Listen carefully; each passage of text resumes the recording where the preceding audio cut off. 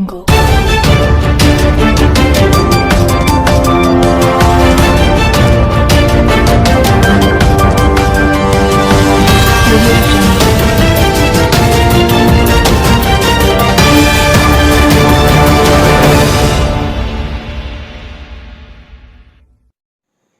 नमस्कार, news IBN 2020 में आपका स्वागत है। सच कभी चुकता नहीं, आईबीएन कभी रुकता नहीं।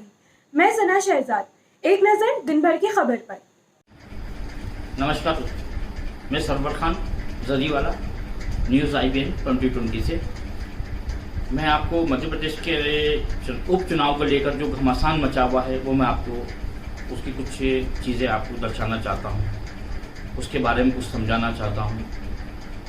जिस तरह से अभी एक हमारे मध्य प्रदेश की राजनीति में बहुत बड़ा उलटफेर हुआ कि पहले कमलनाथ सरकार बनी, फिर शिवराज सरकार बनी।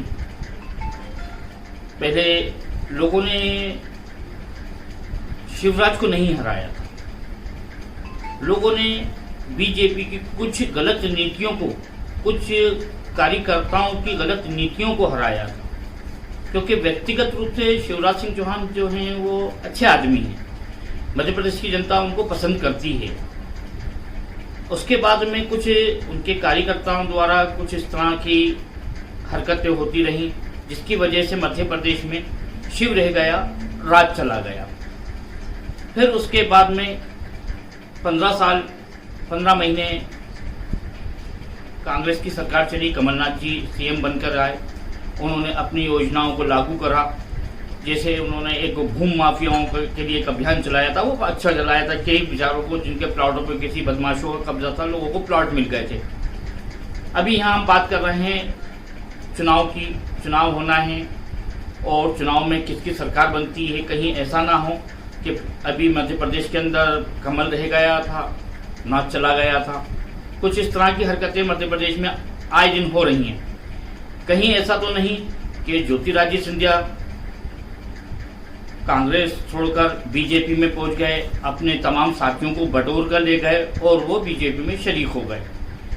लेकिन महाराज को वहां पर कोई खास इज्जत नहीं मिली, एक आम आदमी की तरह। लेकिन कांग्रेस में महाराज का अपना एक विकार था, एक जगह थी, बीजेपी में वो नहीं मिल पाई।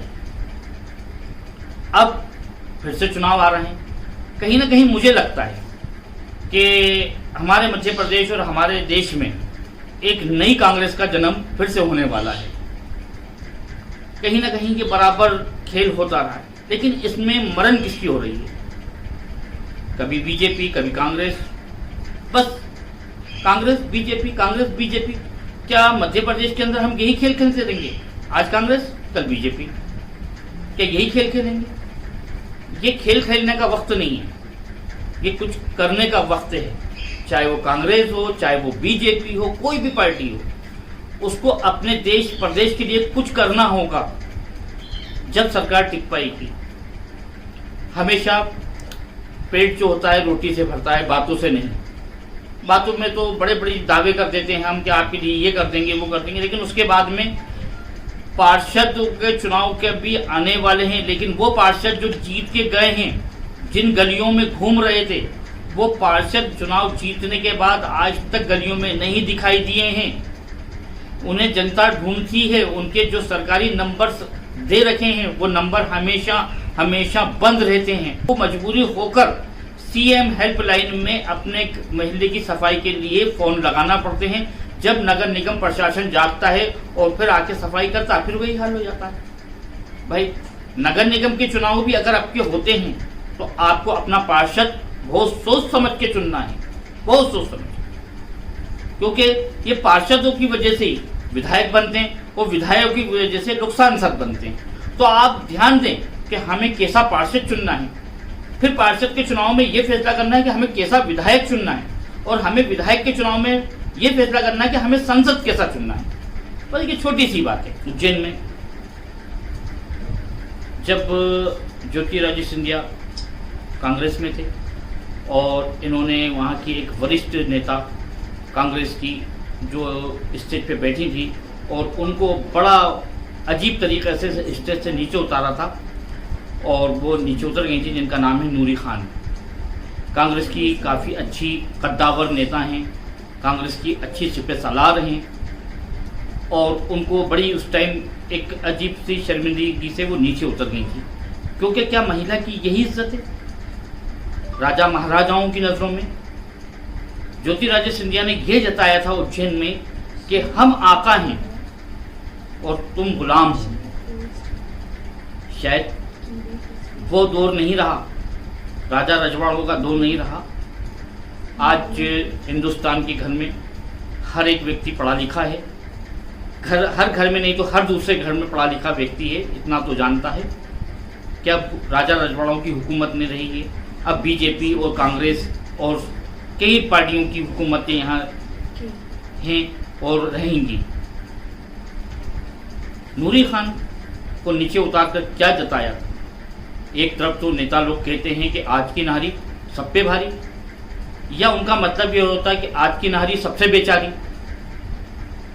इन दोनों शब्दों में फर्क है, आज की नारी सब पे भारी, आज की नारी सबसे बेचारी। क्या ज्योतिरादित्य सिंधिया ने यही जताया था कि आज की नारी सबसे बेचारी? और एक बार क्या बीजेपी के नाम पे ज्योतिरादित्य सिंधिया को फिर बीजेपी में एक कद्दावर जगह मिलेगी? इसका तो फैसला आने वाले चुनाव करेंगे। कहीं ऐसा कई जगह हुआ है, क्योंकि ज्योतिरादित्य सिंधिया ने महिलाओं को बेइज्जत किया है कई जगह, कई प्रोग्रामों में, और लोगों से हमेशा ये मीडिया में सुर्खियों में रहे अपने इन कारनामों की वजह से। बस मैं यही कहना चाहूँ। देश दुनिया की हर छोटी बड़ी खबर देखने के लिए हमारे चैनल न्यूज IBN 2020 को सब्सक्राइब करें और बेल आइकन दबाएं, जिससे आपको हर खबर समय से मिलती रहे। अधिक जानकारी के लिए संपर्क करें। Contact number 8770043332।